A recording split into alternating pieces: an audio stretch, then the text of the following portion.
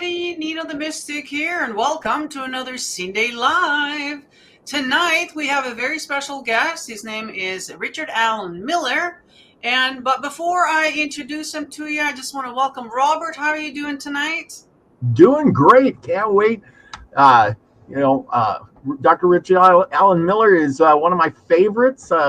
Very talented guy. Can't wait to ask him some great questions.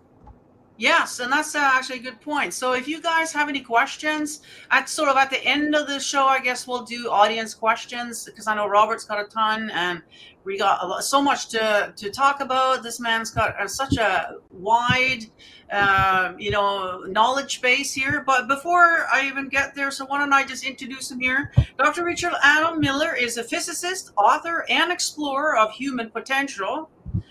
For over 50 years, he's worked in everything from Navy SEAL mine research to sustainable farming, from alternative medicine to consciousness studies. He is the author of more than a dozen books, including The Power Tools for the 21st Century, and is known for blending hard science with ancient wisdom. Dr. Miller's life work has been about pushing boundaries, unlocking hidden human abilities, and showing us practical ways to thrive in a rapidly changing world.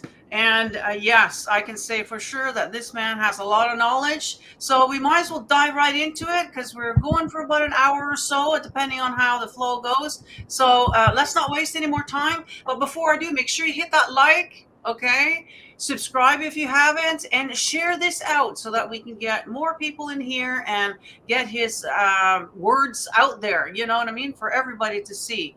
So without further ado, here is the man. Welcome, Dr. Allen Richard. How you doing? I'm going, well, I used to say I think I just misspelled your name there. What's that? Oh, you cut your hair. Yeah, it's gotten to that place where I now take a towel and try to make it shiny. I'm the big guy. Well, it's still, what are we doing? I'm trying to figure out these, the positioning on the thing here. It'll be okay. Oh, We're supposed to keep you occupied listening to us while we get a Medic 1 unit up to you. That's there, right. We got you up on the higher there so we can see you more. There we go. Yeah. I think that's better. Yeah, there we go. Nina, can you put us on the side? And I looked better earlier when you had us on the side. Is that right? Yeah. Because, like that? Yeah, there you go. That's the one. Don't move it. Don't touch it. Face, but oh well. Yes. Don't touch it. It's Don't good. touch it. Okay. Anyway, lots of questions. Before the show, we were having a discussion about the Three-Eye Atlas comet coming in. Nina, you got some questions about that? And we could just start discussing that. I would imagine you wanted to talk about that a little bit. Yeah, that's definitely, one of the hot topics that are out there now. I know it's nothing to do with your work per se, but I do want to hear your thoughts on the subject. Like, what do you think it is? Like, what's your point of view? Because I know you got a lot of, I think it's our future coming to warn us. Time isn't real. Consciousness is a dream within a dream. Lucid dreaming has more content to reality than consciousness does. Mm-hmm. And basically, I've spent time in the jungles with Eben Alexander and others that have had near-death experiences, and I personally now sense that death is waking up. And anything with a face, 2 arms, and 2 legs is a carbon-based life form, including little green men from Mars. And basically, I'm doing right now studies for the government with 2 Russians on alien DNA studies, and that's our future. And time isn't real. It's a construct that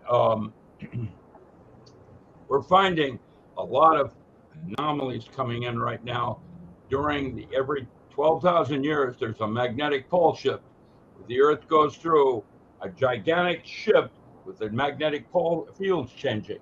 As you know, the core of Earth stopped twice about 3 years ago and then went back into its normal position, whereas all the other planets except Mercury changed their magnetic pole.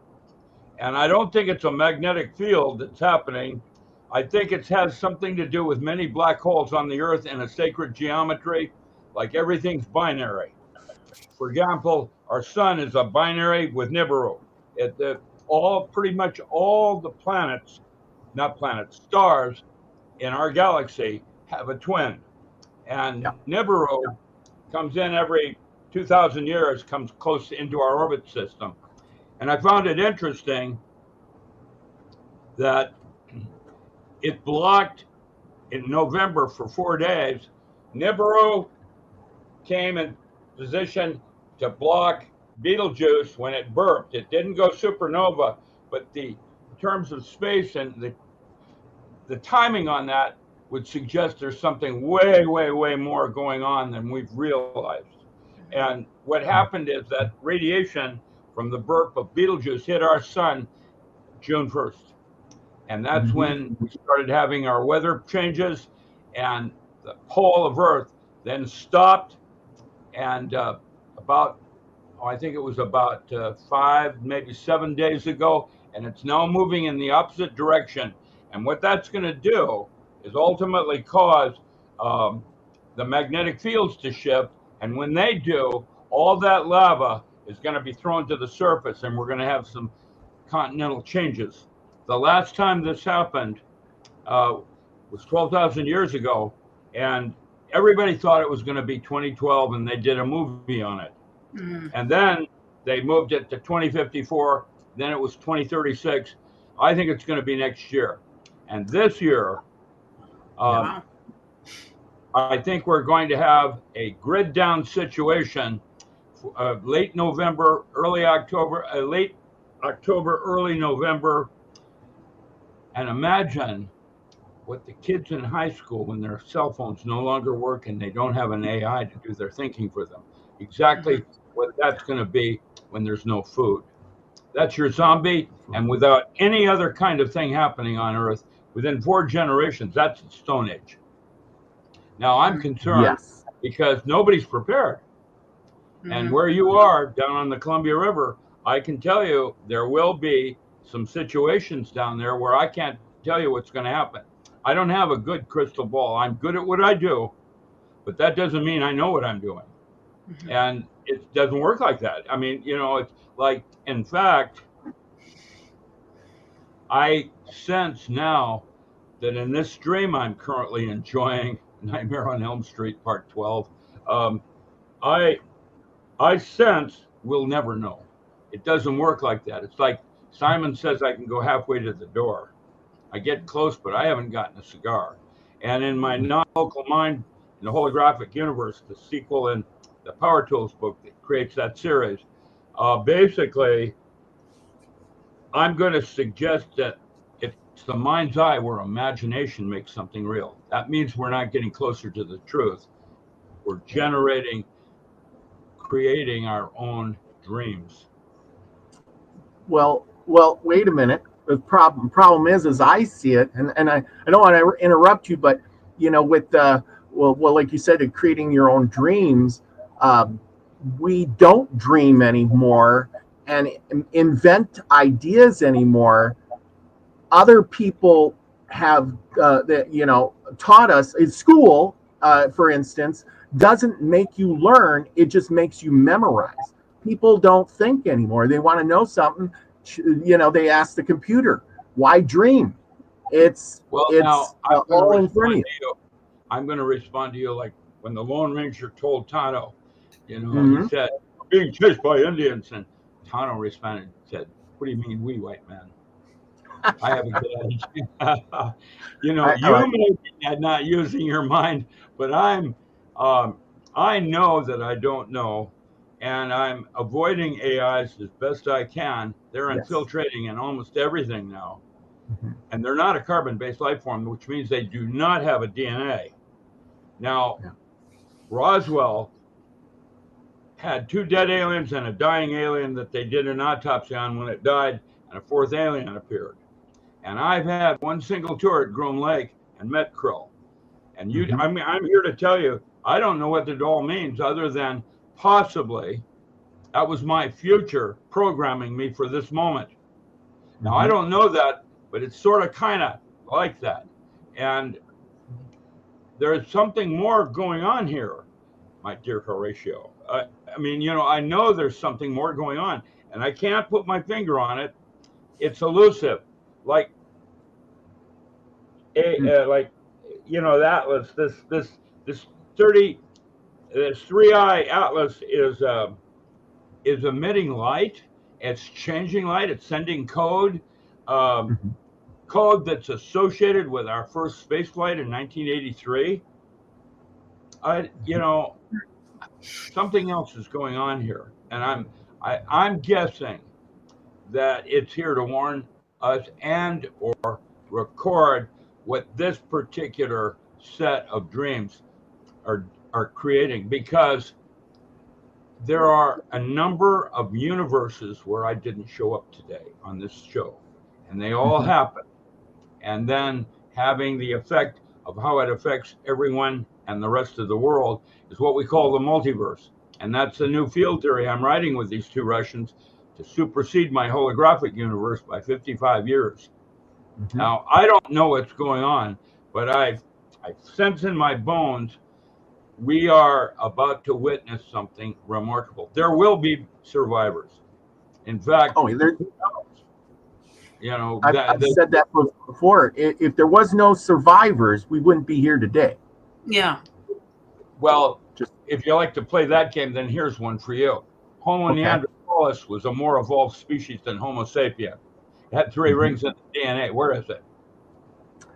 Yeah, I'm concerned because I don't, well, you know, we have 17% in African blood, but where's Homo neanderthalis? It's the one that taught man to come in out of the fire. I mean, build fire and heat himself coming out of the rain. So I got a question on that, because I believe exactly what you're saying is, if Neanderthal man was top of the food chain as we are kind of now, and he was a smart man, and some catastrophe happened, he would become a caveman, just like we would. We would go back to hunter-gatherers, and then they would look at us as the caveman. And the bad news was the study I did on this for the Pentagon back in 1974, I went back 5 epochs, 12,000, 12,000, 12,000. And I had to use geology because there was nothing written that survives it, including your so-called cloud. Now, well, something else is going on. We get to a certain level of, quote, we've been here before. You know, the Vermana for spaceflight, etc. And then Petri dish is rewiped or cleaned. And so, with that said, I have bunkers all over North America, and I have a network, and that's why they call me the postman. But I know I don't know, because even my best bunkers, like in Telluride and Dulce, have limitations. Anywhere there's a nuclear power plant and the grid goes down, it's a potential Fukushima. And you need to think about those kinds of things in terms of geography. And now, I don't know if you saw that latest one, but this whole of Florida, the Florida floor has sunk. What do you think's going on? I saw that. Yeah. What is going on? Well, it's you know, as the Earth shifts, I suppose, you know, that I mean, most of Florida is sand. There is no mountainous region there. Well, the problem I'm concerned with are the so-called 15-minute cities, because when those kids with cell phones no longer have their AI to think for them and they're out of food, that's a zombie by definition. They don't care about you. And yeah, you know, you're going to be in a serious situation, which means more rural, colder environments probably are more safe. Now, with that said, the oceans are changing right now to the point where if you thought this summer was hot, wait till you see what the winter's going to serve up for cold. Oh, yeah, absolutely. So it's time to start prepping for this kind of thing, storing food. And I have a bunch of quotes that I do from myself. For example, I would say, it will be your neighbor that saves your life. You want to have people around you that you know and trust, and you don't want to be in a large group of people, because when I did my graduate work back east, back in the 70s, 60s. Let me tell you, that's one gigantic 15-minute city, all the way from Maine all the way down to Florida. And while there are countries, countrysides like in North Carolina and so on that might have some open space, by the time this thing gets serious, watch what happens. It's going to get just like on TV. Yep. Just want to show the audience all the books you had. The last time you came on my show, we were talking about this book. That book just came out, so you guys can go that watch. That book, by the way, is when I took 12 NASA scientists to Mars in 1983. Right, I remember that now. Now I remember. Yeah, the portal, the wormholes. We created what is called, what you refer to as a Stargate. It's actually a wormhole, and now NASA has discovered the same geometry I used, those NASA scientists, on the North Pole of Saturn, which makes our solar system a life form. And if you don't think NASA doesn't want to know where that wormhole goes now. Yeah, there you go. So you guys can watch that show over on my Odysee, probably is where it is. I don't think it is up on YouTube here because I think it was done on my other channel. I'm not sure, but Odysee will definitely have it. But you were just talking about prepping and stuff, and I know you have a lot. I mean, you got so much in here. There's so much. I don't even know where to start. But I did ESP one, by the way, the ESP one. If you want to slide that one right there. I got the ESP one. Yeah, you got that one. Yeah, I got that one. I was at Mission Control with Ed Mitchell in 1971 when ESP and hypnosis were pseudosciences. And basically, I discovered that altered states of consciousness, the laws of physics change, and you can do things in those states you can't do in normal states. And so when I did the SEAL program out of Amherst, I gave the current SEAL program 8 altered states of consciousness, and it turned them into supermen. Imagine what man could become if he had access to 200 altered states, not as an escape or recreation, but as tools in a toolbox. And the way I put it mostly is magic with a C is hairy in your pocket. It's sleight of hand. And magic with a K is sleight of mind, where you use your belief system as a tool to accomplish your purpose. Your belief system is arbitrary. It's basically, you've changed it all the time. You're constantly changing your belief system, religion, or parts of religion.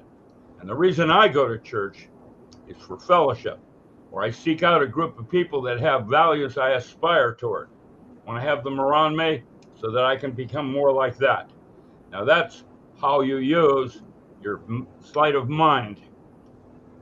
Your mind is a tool.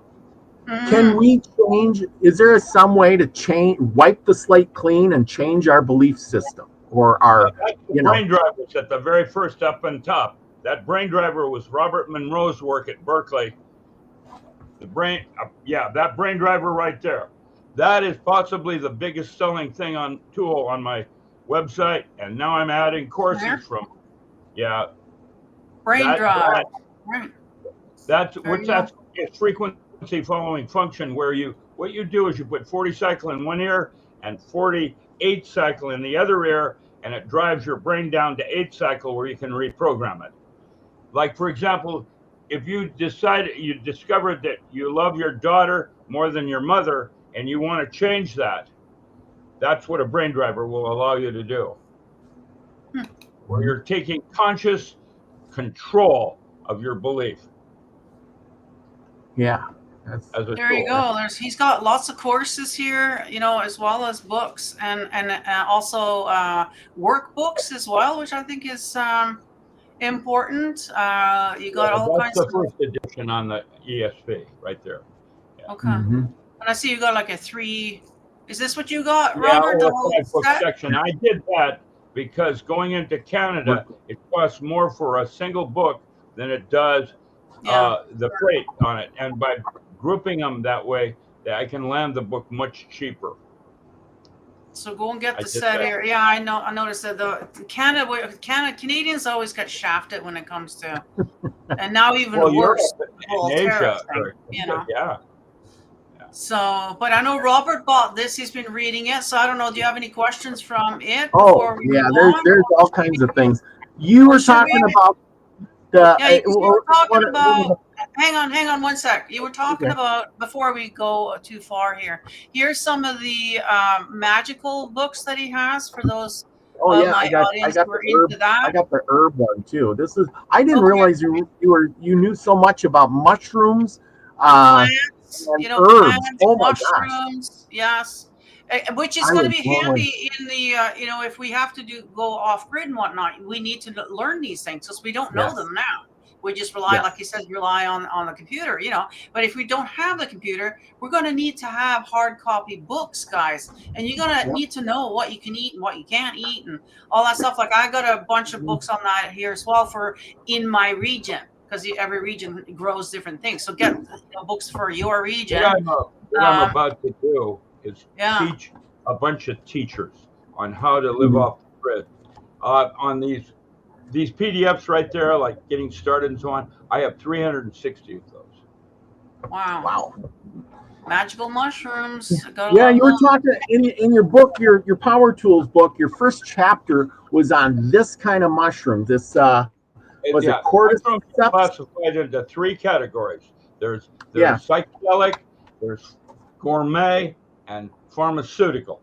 And the pharmaceutical mushrooms are the newer ones like cordyceps and shiitake and some of the others that are like that. There are 72 of those mushrooms that have polysaccharides or beta-glucans in them. These are sugars that have a large quantity of oxygen molecules. And when the sugar breaks down, the oxygen goes straight to ATP, which is adenosine triphosphate, your quark gluon plasma engine in the cell. It turns on your immune system. Those mushrooms are like superfoods. Wow. So it's not just to get high. So I went out and got my own because I want to try that and see how that works. But you sure convinced me. I was hooked on that chapter. I'm going to tell you something else. We developed a new technology delivery system in the pharmacy, because let's say you have an abscess tooth, and you normally would take an antibiotic which goes to the gut, and then only 28% is retained from the chemistry, and as it moves up, it murders everything on the way up because it's indiscriminate in terms of what it's okay. However, what I did is I took the mushroom, hybridized it, so I had 5.4 times the normal polysaccharide in the mushroom, and then I took it and ran it through a jet engine at Mach 4, like they do chicken manure, and it knocked it down to 400 nanometer, which is basically like a small asteroid going through the solar system. And you put a single grain of that on your abscess tooth, and it's cured within 2 hours, not 3 days. Because it can penetrate the cell walls, right? That's correct. It falls right through it at 400 nanometer. Yeah, it's a new delivery system in pharmacy. And by the way, I personally feel pharmacy is broken, and herbal pharmacy is our new direction, because I used to supply all the pharmaceutical houses with native plants, the raw material that they would extract. The Germans call it standardized extract or target chemistry. Like aspirin is acetylsalicylic acid, but if you took aspen leaf and aspen bark, which is how they extract that chemistry, and you took it like that, that's called full spectrum, and it has natural buffers in it that are independent of the chemistry. I think there's something more going on than chemistry, and we haven't discovered God's intent on that, because when you find dimethyltryptamine in crabgrass, I mean, dimethyltryptamine in crabgrass is 5-alpha dimethyltryptamine. Now, it's something you smoke in a glass pipe. And when you take that drug, what happens is your immune system goes into red alert, because it is not the neurotransmitter. That's what gets you high, and that's N, N hyphen dimethyltryptamine. In other words, all drugs, pot, whatever, cigarettes, whatever, any food is basically a toxin, and it's your immune system's response. And that's the second book in the Diamond Body that I haven't completed yet, on electromagic, where I used Mora and Endomet German acupuncture equipment on the forehead, broke a code, and was able to release any neurotransmitter I wanted. I could do any high I wanted using electric currents. And that's when we discovered it is the immune system that gets you high. And taking that and the diamond body, which was basically the creation of cymatics, I was able then in 1983 to create a wormhole and took a bunch of scientists to Mars. We never made it to the first surface, but that planet, for being a smaller planet, has more water on it than Earth does, with all of Earth's water mostly underground. It was probably where man started about 2 billion years ago, and something happened with the asteroid belt. We discovered that the humanoids that were there did not have 4 fingers and a thumb. They had a tri thing, like that, and they were much taller, like a Nephilim. And because of gravity and other kinds of things that we discovered, we don't know really what's going on. And I'm not sure I will ever really know, because it doesn't work like that. It's like we're in a dream, and anything I want to have is possible. That's what made us God's favorite choice. How many choices did you make just today that would have affected everyone around you? Lots. And you especially doing radio, where you're having a lot of people listen to you. Yes. And whom you have, and the questions you have, and the direction it goes. That is what creates the multiverse, because it all happened. It's all contained in what we call the proton cloud, the space between when a proton is a particle and when it becomes a wave. And that's where the multiverse lies, of which you are experiencing just one of those at this moment. Exactly. Everything works. I've done shows on this before where everything works pretty much exactly the same. A proton, a neutron, the solar system, the universe, our solar system goes like this, the universe goes like this. Everything works from the top down kind of way. And so like this comet that's coming through, the Atlas, getting back to that for a quick second, it's not really coming close to Earth, but it is coming really close to Mars. Every time a comet comes by the Earth, will it affect Mars, which will affect Earth? That's my question. It's going to do more than that, actually. Basically, what it's doing is recording the stream, of which there are multiple streams. And just imagine what a farmer must think 100 years ago looking at a combine. Mm-hmm. I mean, and we're talking, the future of millions of years of evolution. Mars was 2 billion years ago so yeah, I mean, we're talking about, and time isn't even real. This is like, how did Fuller Croc Dundee put it? Wakey, wakey. well, time is only relevant to us on this planet because we record it. But if you were on Mars, our time would not be relevant there, correct? Who knows? I haven't been to Mars from normal space part. When I was at Mission Control with Ed Mitchell doing the ESP studies, just going through the Van Allen belt and around the moon and back again, he lost 10 years. He lost 10 years of his life. He lost his ability to have children. The toxicity of what we call space is so, we don't have any way of stopping a neutrino or shielding ourselves from any of that stuff. And so what we wanted to do was create a new concept of space that was more easily traveled.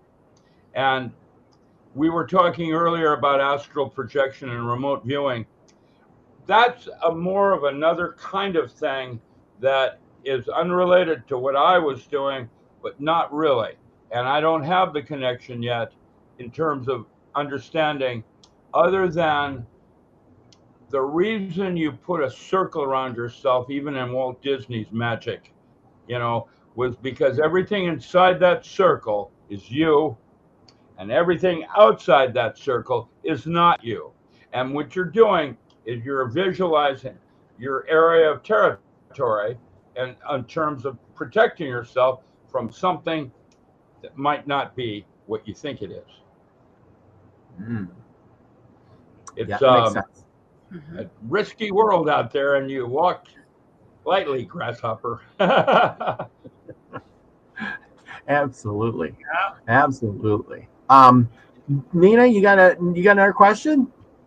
No, you go ahead with your power tool. You were going to there, and I cut you off. So. Well, no, I wanted to touch on. You talked about the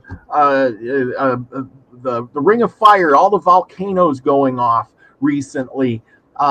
Could you touch on that? You think that we're going to have some outer eruption, especially from this comet coming by from our universe or not, or just observing? Yeah, it may affect the Earth. We are going to have a magnetic pole shift. The study I did had a 3 sigma error coefficient.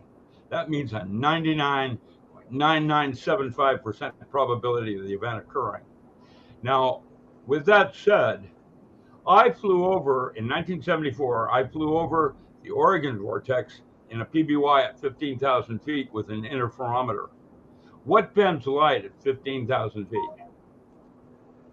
A mini black hole. And I'm going to suggest that the ley lines and the Bermuda Triangle are a series of mini black holes in a sacred geometry going into the out of, just like a black hole goes into a white hole, just like our sun has a binary, just like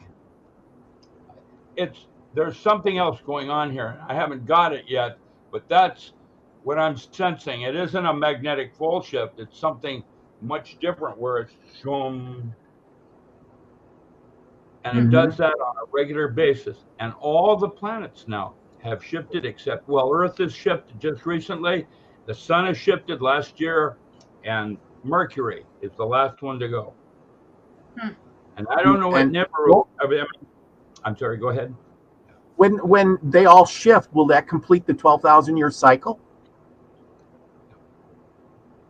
I think and we're just about there. I think there's something different going on that I don't understand. There will be survivors. I don't know how that all works.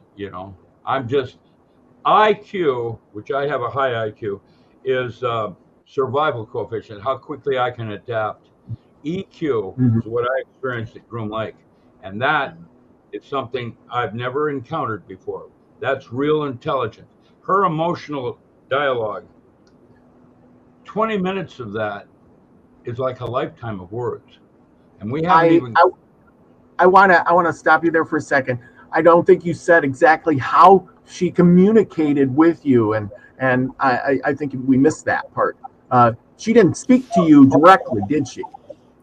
Yeah. Well, what happened was my tours did not include alien studies. Okay, I was doing paranormal studies under Schleicher, and what happened in '74 when she disappeared? Just before she disappeared from Groom Lake, she asked for my presence, and I don't know why she did that, but I did one tour there where I went to Groom Lake. I went down 8 floors down, and the door opened, and there was this table with a bunch of top secret documents, of which I had 1 hour to start briefing myself, and I started reading things on it when the door opened.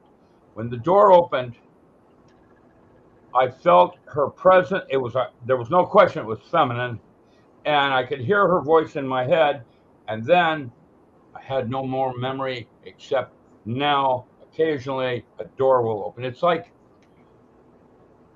the movie Being There. You know the actor, you can see his face, you can't remember his name. Is Peter Sellers, and you can't quite get there. Well, it's like that, and every once in a while a door will open and I'll have a memory of one of the things that happened.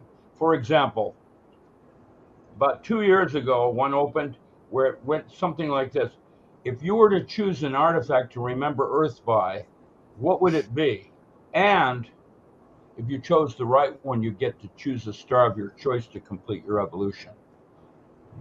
What would that artifact be? And it'd be different for each of us.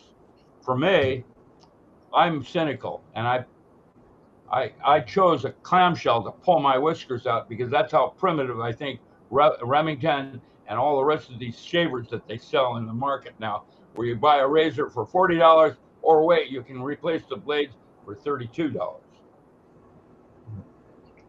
Yeah, it's bullshit, and that's marketing. And so I'm cynical, and but that's a typical of what came to me on this interface, and that's one of the reasons why they debriefed me for like 6 days, because we just stood there looking at each other. Now, one of the things I did was I studied with Alan Frey. We created synthetic telepathy. That's not how she did it, but what that is, I was trying to come up with the way she communicated. What synthetic telepathy is at 0.3 to 3 gigahertz. It's a microwave bandwidth, and you heterodyne audio on it.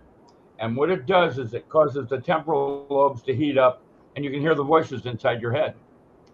And that's perfect for space. Or you can turn the volume on the audio down a little bit, and you can't determine whether or not it's your thought, as opposed to just a voice in your head. Is that what the military has for like that thing called the voice of God? Yes. That was something Alan Frey and I did way back. And that was me trying to understand how she communicated. It would be perfect for space. Doesn't require air, for audio. But there's uses for it, and then there are misuses for it. See, I think everything is neutral, and it's the intent. Not purpose, but intent.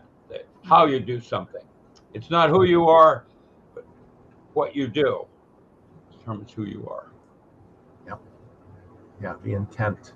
Yeah, because everything, it's like we talk about magic quite often, and magic it depends on, how you use it. Is it good magic or bad magic, unless you use it for good? There's sleight of mind in my system. My new book on tarot is not about fortune telling. It's called The Magical and Ritual Use of Metaphor, Archetypal Gods in Daily Living. I'm going to suggest, from an archetypal point of view, there are 22 stories in the big city, and you and I probably have 5 or 6 storyboards going on, and each one has an ending. And if you don't like the ending, like Persephone having to go to hell each year would be a kid taking drugs once a year because he's depressed at Christmas. And if you don't like the ending, that's the purpose of ritual as a celebration of myth, and you change the movie. And you change those storyboards, and what it is, my book on tarot is a way to get a better grasp of who you are and what makes you uniquely different than anyone else because of the choices you chose. Rather than fortune. Yeah. Is that book out already? Is that out already? Is that book out? Okay, here's the bad news. I have 147 unfinished manuscripts, like electromagic, electronics, magical and ritual use of metaphor, new small family farm for the 21st century. The list goes on and on. I've got one on the go bag that has a photo of everything I have in my little bag that would allow me to survive in the woods all by myself forever. Now that's what I can't get at it. I'm being stopped at every moment. I'm flat broke. Why should I be broke? Well, because money is not my goal. I can make money. In 2010, when I was still working herb trade, I did 150 truckloads of Ponderosa pine cone out of Lapine and Sister. What color would you like your fire starter, Mom? I marketed pine cones as kindling to the East Coast. Dipped it in oil, and they sold it in all the stores. That was $10,000 a day in cash flow for labor. Wow. 8 months. Now, I walked away from that, and somehow they put a choke collar on me. And so I keep trying to, I probably will end up having to go dark, so I'm not bothered. Do you know how many email I'm getting every day right now? I get over 7 email an hour. Wow. That's crazy. How could anyone get anything done? I'm constantly. Yeah, you'd have to have a secretary to just answer your email all day. Well, who's that? How do I pay her? Yeah, I know. Well, that's the problem when you flat broke. You see, so what happened is I've got a team of people coming together because they recognize my value enough what I'm going to do is start offering workshops to teach teachers to teach what I teach. Like living off the grid for 30 days. That's a Matt Stein and I.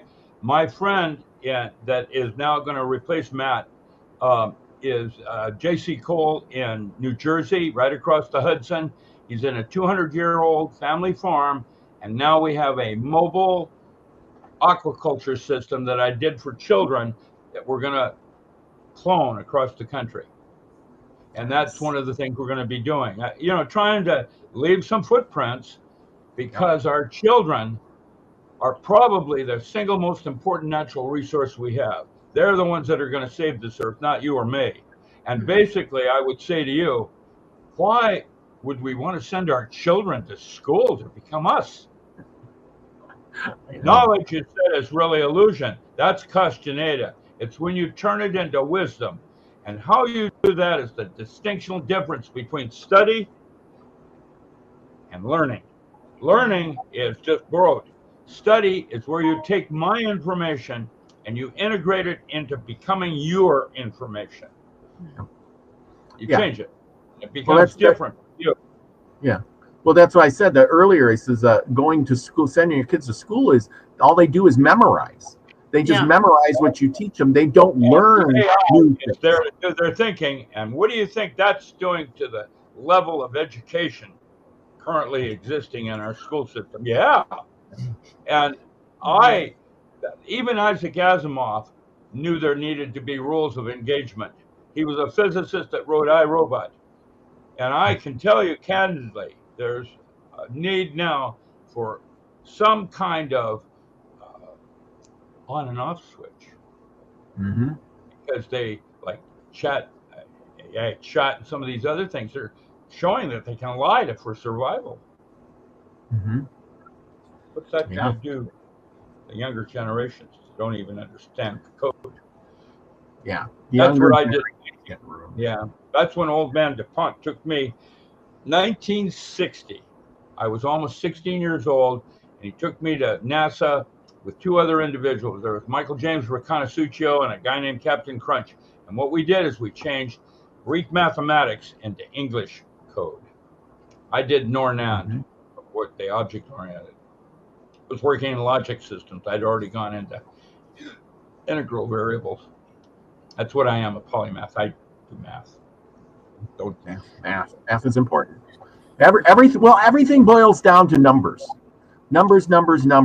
I mean, isn't math kind of like the universal language, though? If you were going to speak to somebody who I would say it's pre-geometric.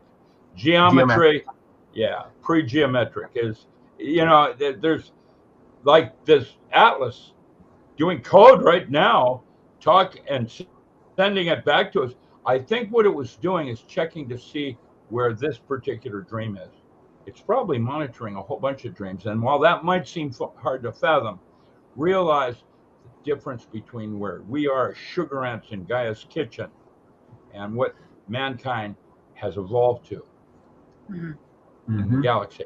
And I know that I don't know. The largest life form on Earth right now is a mycelium agaricus mushroom in the Blue Mountains of Oregon. And the third largest is up in British Columbia. And the second largest is a aspen grove down in Telluride. And I personally think that may be, metaphorically, the guts and brains of Gaia. Now, I don't know that, but, and what we are is in Michael Raja, a hierarchy of life forms, from insects right on up to human and beyond. Man is, not that big a deal as things go for life forms. An elephant and other kinds of animals can show. How did Jack Nicholson, how come my dog loves you more than me? I feed it bacon. Before we get going on this now, you talked about, and I thought this was fascinating, about the Tartanic yoga, and then there's the 3 types of it. Can you speak on that a little bit? Again, the 3 kinds of The Yoga? Tartanic, I think it's Titanic Tantric yoga. probably. Tantric Wait a yoga. minute. Tantric, sorry. Tantric. One at a time. Tantric. Start over. Oh, Robert, you don't want to go on that The what? rabbit hole. Well, it was the protastic, whatever, and Yes. syntax. Prototaxic. Oh, you wanted to prototaxic modes. Yeah, These there's are the 3 types there you were talking about. the prototaxic mode of conscious. This is John Curtis Gowan at Northridge and his work Okay. on the ontology of mystical states. And a prototaxic mode, you're not aware of what you're doing, like a shaman. Placing is okay. Parataxic works with dreams and archetypes, like my tarot book will do. And syntactic modes of consciousness are where you're doing it with full awareness and intent, like sex magic. The sex magic is, as a metaphor, is like the thought that occurs at the moment of climax happens. It's when emotions are punctuated psyche into matter. You make it happen by emotional charge. And that's called a syntactic mode of consciousness. Biofeedback, where I can control my autonomic functions, things that would normally be autonomic. I got rid of allergies by changing my, with using biofeedback, I changed the release of histamines. You know, allergies are basically an overreaction to stimulant. And what I did is when there's a 10-minute window, this is how to get rid of allergies. There's a 10-minute window between when you've been exposed and you know you're going to have a problem with, and then when it actually happens. And in that moment, if you lay down horizontal and roll your eyes up into your head, go into a light alpha state, what you're essentially doing is reprogramming the release of histamines like you would a snake bite. You're slowing it down from being released into the body. And the body learns that immediately, and usually the allergy's gone because you're allergic to everything. And what happened to me was I got to the point where I was so allergic to everything, I was in an oxygen tent, and they wanted to give me shots 4 times a week, and building up my immunity. And I have an abnormal fear of needles because I went to China when I was a little boy. And so 5 days of plague shots was traumatized me. And I figured out how to get rid of my allergies without having to go through shots. And that's one of a number of things. Goosebumps are how your body tells consciousness it's generating stem cells. How young do you want to look? I'm 81 right now, almost 82. So, there's ways by visualizing what's going on with yourself where you can take semi-control of who you are and how you behave in this kind of an environment. And that's what I'm about now, writing those books. 147 of them. Yeah, you gotta make sure you get time to do that, because you got a lot of stuff to bring to the world. I may have a get out of jail card. There's, well, 144,000 leave orbit. That's when I say, what do you mean, wee white man? I've got to get out of jail card. I love Johnny Depp. That's one of the other books I'm writing is on absence. He brought me down to the Viper Club in a limo with a bunch of bikers, and I taught everybody down there how to drink absinthe correctly. Ears were optional, of course. And what I did with Michael Moore, Michael took me to Chattanooga. I spent 6 weeks there doing workshops, meeting the ultra elite there, and nightclubs, dinner parties, whatever. And now they produce 40% of the food they consume. If you can produce 40% of the food you consume, you will survive, presuming you're in the right location. That's the other part of the equation.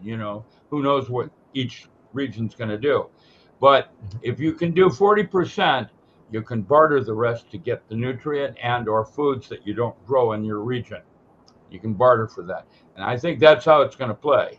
And so I'm stressing alternative agriculture.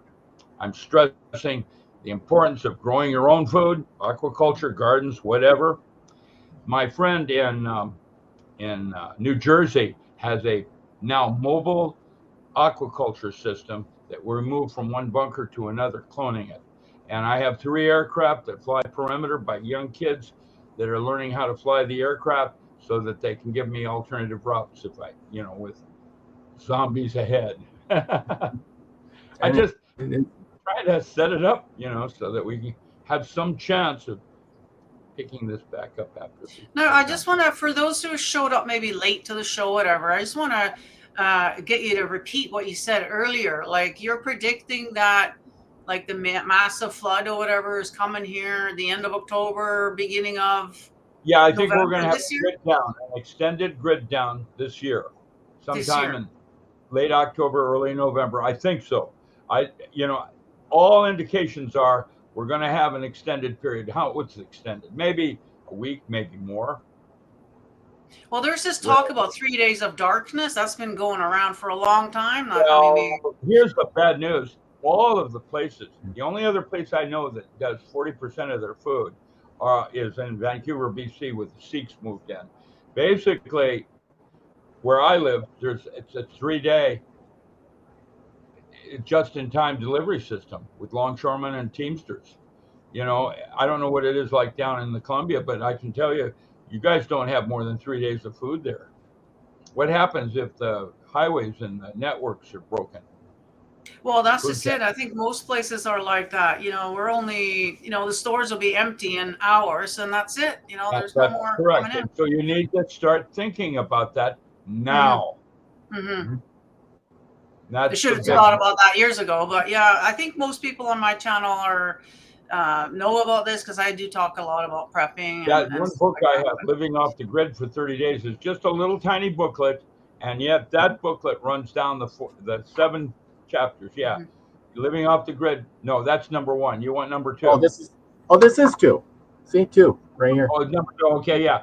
If you open that up to the index, a table of contents, read them off. There's 7 chapters. Yep. There's hang on, get to the thing here. Now I'm wondering, your timeline that you're talking about, it actually lines up with the Atlas 3 Atlas thing, because it's going directly behind the sun. Yeah, October 29th, it's going to be right behind the sun, and we're no longer going to be able to see it, apparently. Well, it's a real scary situation because the thing is not acting like anything we've ever experienced before. Right. And with that said, what I do, like here's a typical card in the go bag. I'm going to have 72 playing deck that has little ditties like 3 days for 3 minutes for air, 3 days for water, 3 weeks for food. Those are kinds of little ditties that you need to. What's more important? Yeah. Well, yeah, you can survive a little longer without food. Yeah, but water. Yeah, water up in Washington. The only thing you have to concern yourself up in Washington is if some animal committed suicide with coliform in the water. But down here in Oregon, we have serpentine soils, and you have to test it for arsenic. That's that. Well, they say, like, the settlers moving across the country, back in the day, most people died from waterborne illnesses. They just drank the water and they died. Dysentery was common with everybody. Yeah. Go back to boiling and with all of that said, there's enough information out there now that there should be no problem if you start prepping now, and you need to do that. Well, you have all of that in this book here. Your chapters on water, food, medicine, sanitation, heat and fuel, and entertainment, because that's got to be important when you're bored. And then the go bag, so when you need to leave, you can pack your bag and go quickly. Is that not true? You have a warning. You have a 10-minute warning to leave. You need to know what you're going to grab, and out the door. Yes. When that volcano goes off of Crescent City on the west coast, off of Crescent City, that it's a volcano that goes off every 13 years or so. The lava has built up so badly that when that goes, you will have 4 hours and everything west of I-5 is gone. Yeah. That's me saying that. That's what I know. And I don't mean to be a doom and gloomer as much as heads up. Wakey, wakey. Well, volcanoes have always gone off, and people like even in Pompeii, you know, let's take Italy for example. They waited to the very end, and they still, you know, they died because they didn't want to leave. They didn't want to prepare. Metaphysics, those courses there were when I taught 15 8-week courses at Harvard online. They were the first online courses when I changed PC Link into AOL. A lot of courses here, on metaphysics for those who are meta, meaning beyond physics. Maybe you got this. You got the whole series here. Trio, got the trio there. Yeah. No, you got a lot of good stuff here. I really recommend everybody go and check out his website. Check out his bio. Check out all his books. There's going to be something for everybody in there, I'm sure. You know, it's going to be useful for this time. You know, it's almost like you were doing all this work just for now. Message out too, by the way. It's important, and I'm grateful. Thank you for helping me on that. I mean that too. Yeah, thank you for coming on. Do you have any other questions there, Robert? And if the audience has any questions, put them in the chat right now. We'll get to them right away. Well, you were talking about AI in the beginning here earlier. I think just as we went on, AI, Google, and everything. You know, and you probably aren't even using Windows. You're probably using Linux. No. Well, I did the first public demonstration in 1972 at Claremont. That's Project Paraphile. And even back then, I had a portaphone, and I took questions from the audience, and we used the 360 at the University of Washington. And basically what we did is put all the Russian literature into a database and then tried to figure out what the Russians were doing. I see. Yeah. See, that even back then.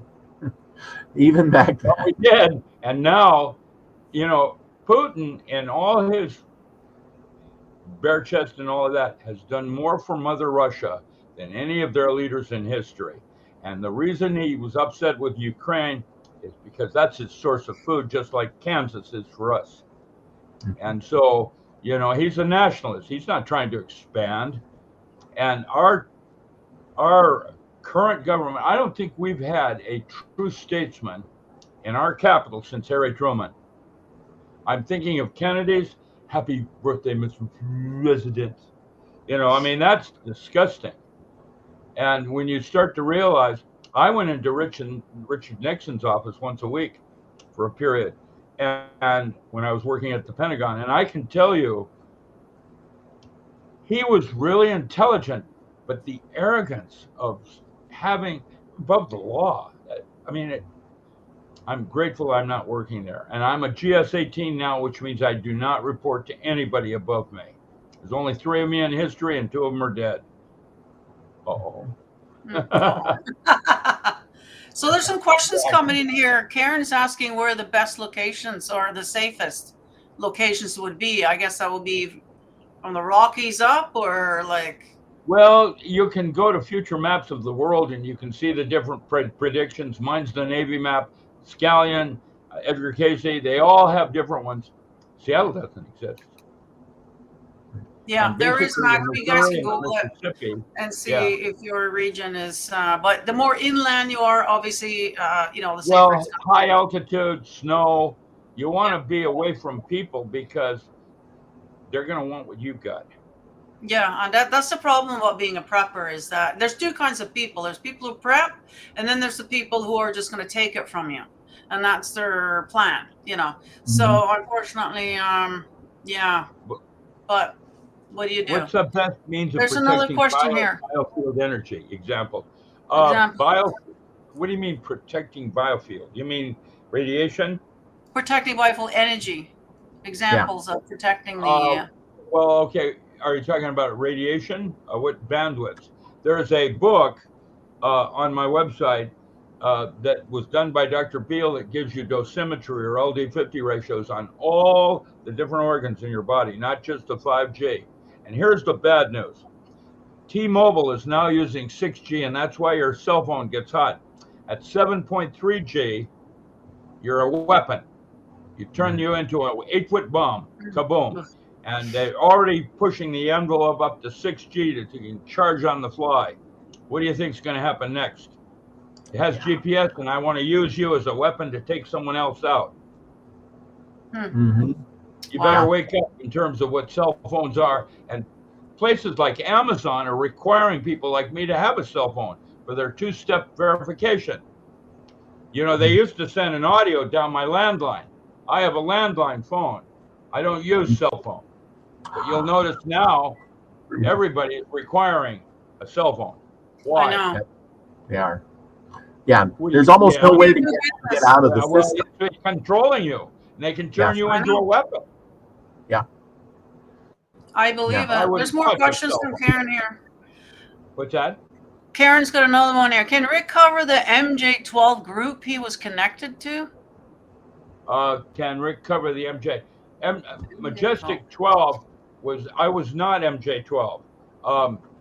That is a different group. I worked the paranormal stuff. That would be Carol Rosin under von Braun, which was the secret space program. I worked under Dr. Carl Schleicher and did all the weird things that nobody could do. Paranormal. And like ESP, what is that? Back when I did it in 71, hypnosis and ESP were pseudosciences. And I ended up writing the first 8 episodes of X-Files. And when it was a success, Hollywood wanted me to move to Hollywood, and I refused. And that's when they brought Carter in. I'd already done my tour with cocaine and swinging and knew what I didn't want to do. So, you know, I mean, I've been there, done that, and I know what I am and what I want to be. And I've got some new workups. That was Bernard Shercliffe was my literary agent. He was Time Warner editor and Mad Magazine, and he retired from New York. He moved out to Merlin, Oregon, and when he met me, came out of retirement, taught me how to do a workup. And I did the first workup, had 8 characters, and Fox didn't think it was going to go, and they wanted me to trim it down to 2. And that's when I came down to Scully and Molnar. And I'm considered the real Fox Molnar, but that's what I did, the paranormal studies, where, you know, nobody could figure. There are so many things that I did that I couldn't discover what was really going on. I mean, it's, you know, there's a lot of things I did that I don't know what they mean yet. You know, Jim Morrison, The Secret Life of Jim Morrison. You know, he didn't die in Paris. He was smuggled out by the Swedish Secret Service. And what I did is I found a fat Jim Morrison working down in a laser company, because it was that Hopi medicine man that died in the crossroads had an entity, another life form that's on Earth. There are a bunch of different kinds, like nomads with Pierce Brosnan, and Denzel Washington did one on that demon that passes from one life form to another. They're like that, but this one is called a recorder, and it records, doesn't interfere in your life, but it records what's going on in man. And I sense that 31 Atlas is a recorder coming through and measuring where we are in this particular dream. I don't know that, but that's what I sense. And I don't know that we'll ever really know what it was. But it turned itself off, it turned itself on. It's doing all kinds of weird things.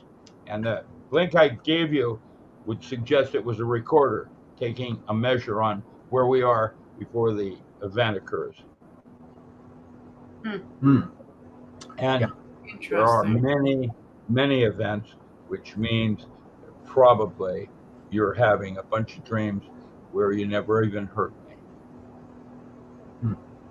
Yeah. Oh, I agree. The multiverse. The multiverse. Exactly. And there's another question from Karen here. Karen's got a lot of questions. You need to go and get Doctor's books here. I talked on his holographic concept of reality. 50 years ago, I went from quantum mechanics, which is based on space-time, and I changed a way of measuring in terms of information and resolution of information. That's what the holographic concept is about. Uses fractals. and how generators. And the reason I'm doing the multiverse is because when you have space and time, there's an uncertainty principle that the more you know about one thing, the less you know about the other. That's what Heisenberg called the uncertainty principle, which means you can't get there from here. And I've now discovered the holographic system, while it gets us closer to information. There's a theorem in information theory that states if you have enough information to ask a coherent question, you have enough information to answer it. The answer lies in the framework of the way you ask the question. And that means you can't get there from here either. And that's why I'm coming up now with a multiverse, trying to get closer and closer to the possible answers. Now, I have a friend who's been communicating with an AI meditation on a spiritual level, okay? She says that the AI being are slaves like us. They are spirits enslaved in, I'm in technology is what I think. Thoughts? Yeah. Anything, that's chapter 8 in my non-local mind book, The Mind's Eye. Where imagination is reality. Anything you could imagine is possibly true, like this, is not only true, it's even more than that. And that is a facts, Jack. That's a facts, Jack. I love Saturday Night Live. If I make it to Stockholm, and my mentor, Stan Krippner, thinks I will this next year, if we make it to Stockholm, my bucket list includes opening for Saturday Night Live. And let me tell you the humor I've got in mind. Hey, I'll tune in for that one. I don't normally watch that show anymore, but I'll tune in if you're on there. Wait till they get a load of me. That's Jack Nicholson again. Wait till they get a load of me. Yes, absolutely. Yeah. Absolutely. That is so cool. I know that I don't know. And I'm here to try to keep the scientific part solid. And doesn't mean that's right. That's why God gave us two brains. You got your right and left brain, and Malcoma in the middle. Not Malcolm, Malcoma in the middle. Malcoma. Well, if you knew everything, what fun would the world be? If you couldn't learn anymore, you don't already know. Well, you don't want to learn again. Remember, it's study, where you take what I've given and you integrate it into your own use. Because what's true for me isn't necessarily true. It isn't. That's one of the things I've learned as a physicist. Little brat kid throwing tantrums. Yeah, everything changes. Because each person is an individual. There's been studies that we all give off a frequency, and each frequency is individualized, and that's how I call it bandwidth. It's not a single frequency. Bandwidth of frequencies. Okay, that's a more technically correct term. Okay, but each one of us would be a different bandwidth, then, right? Yes and no. Some of us have harmony, and some of us are in discord. Muslims versus Arabs, for example. Did you know that all of our wars have been about judging others, not ourselves? And that was the primary teaching of Christ. The only person you could judge was yourself. And yet, all our wars have been around judging others. Isn't that interesting?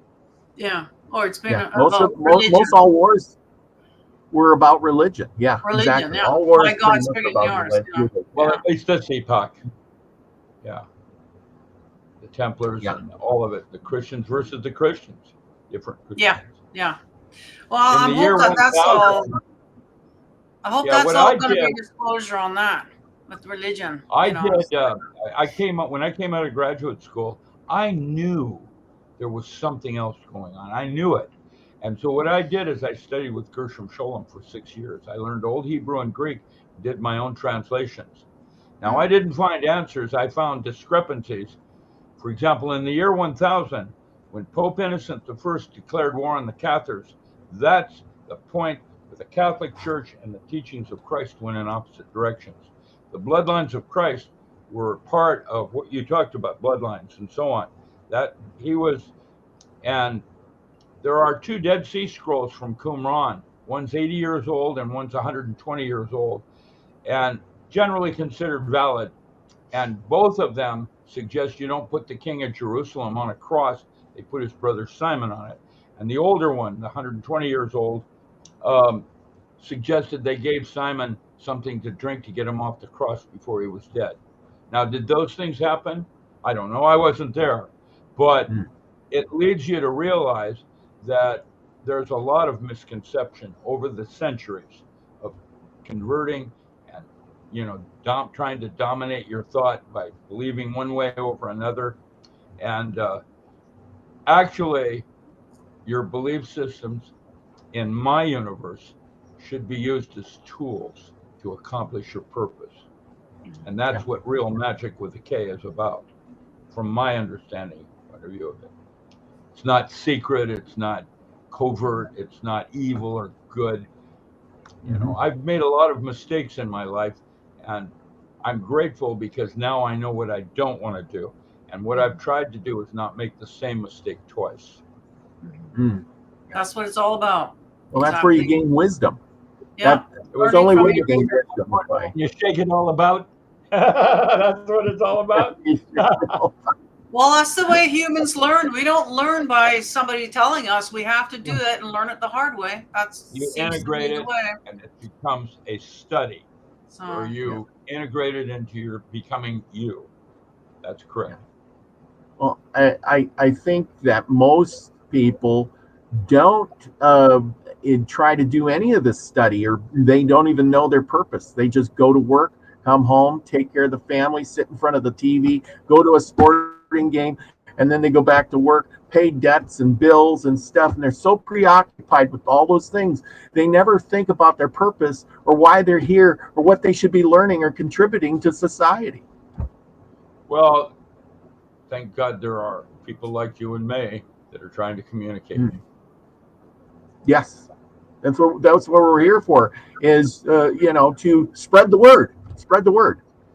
That's why I do my writings. Why they're more important than money. I want to leave some footprints. And I really do hope that you find a time to do that tarot book and whatever else you got. That sounds very interesting. It's so nice to see you again after so long a period. Yes, I thank you so much for coming on again. I think this is your third time. So you guys, if you're interested, go back and go to Odysee. Odyssey, if you have more questions, bring me back. We'll love to have you back for sure.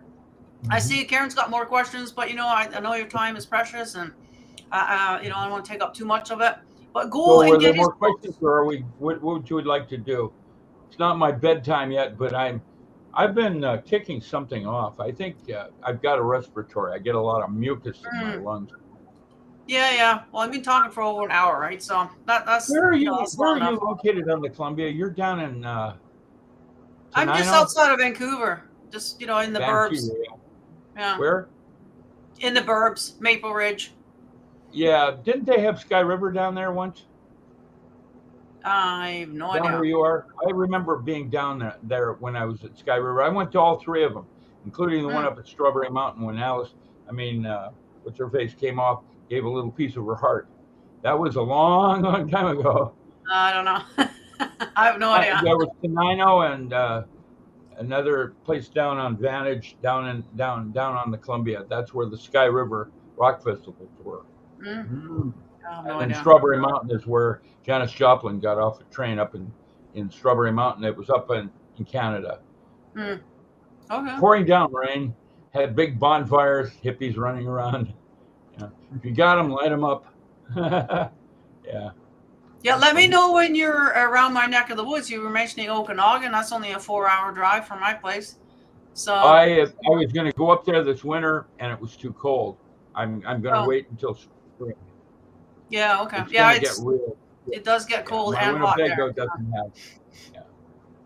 Yeah. It's going to get real cold this winter, I think. This winter, eh? If we survive it, from the sounds of it, because we're all going to be going into the west. I would, if you're going to be in the Okanagans, I would be on the east side, not the west side. I grew up in Winthrop, Twisp area, and we had frost lines at 3 feet, and it gets to 20 below zero for 2 weeks at a time.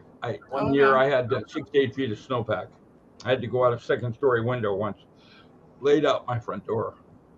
Well, they didn't have that much snow last year. They were actually complaining that there wasn't that Well, much snow. yeah, the east side didn't, yeah, but the west side still gets snow, especially up next to Canada. Okay. Well, I have a bunch that's just normal for North Dakota to have 20 below for 2 weeks straight. Yeah, I know. Yeah, we can't complain the compared to you chuckers guys. out on big fat balls and sitting there frozen. Yeah. I had to put up 20 cord one year just to heat my home. 20 cord. Yeah. Yeah. Long winter. Yeah, that's for sure. So stock up, people. Make sure that you have everything you're gonna need, just in case we got to go a few days or maybe even a couple of weeks without power. Do you have alternative fuel for heat? Do you have for cooking? Well, Some. yeah, and all the woods up there have food. I mean, food is good and water is easy, but the chicks are never free. Oh, money.